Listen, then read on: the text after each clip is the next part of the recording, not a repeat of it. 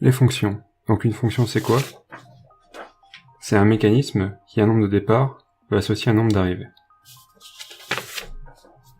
On peut représenter une fonction par une formule, donc on va prendre deux exemples. f de x égale 3x plus 2, et g de x égale x carré. Donc qu'est-ce qu'on peut faire avec une fonction? On peut calculer l'image d'un nombre par une fonction.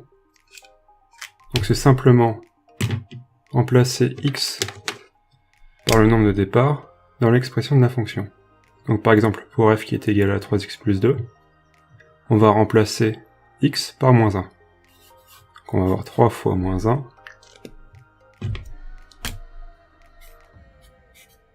plus 2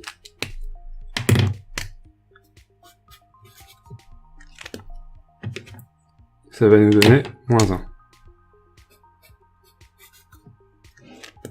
Et on peut faire pareil avec g. G de moins 1, ça va être égal à... Donc on rappelle que g c'est la fonction qui a x associe x carré. On va avoir moins 1 au carré. Et ça va nous donner 1.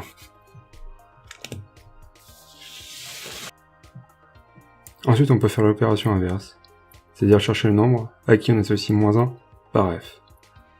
On appelle ça chercher les antécédents de f. Autrement dit, on résout l'équation f de x égale moins 1.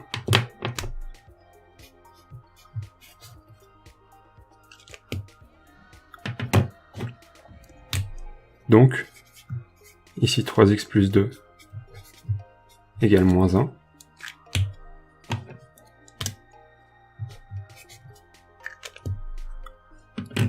C'est-à-dire 3x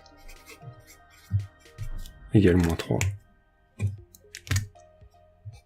Autrement dit, x égale moins 1.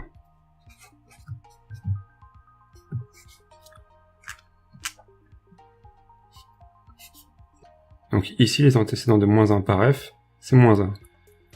On est dans un cas particulier où antécédents et images sont les mêmes. Ensuite, si on veut faire la même chose avec g, c'est-à-dire chercher les antécédents de moins 1 par g, on va résoudre l'équation x carré égale moins 1.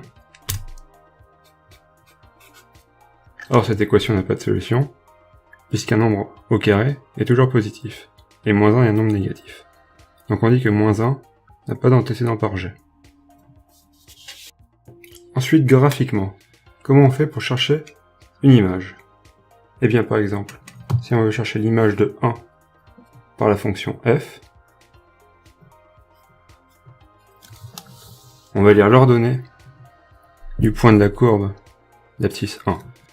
L'image de 1 par la fonction f, c'est 1, dans cet exemple. Si on veut chercher les antécédents de 1 par la fonction f, on fait l'inverse. C'est-à-dire qu'on regarde les abscisses des points de la courbe d'ordonnée 1. Donc ici, on a deux antécédents.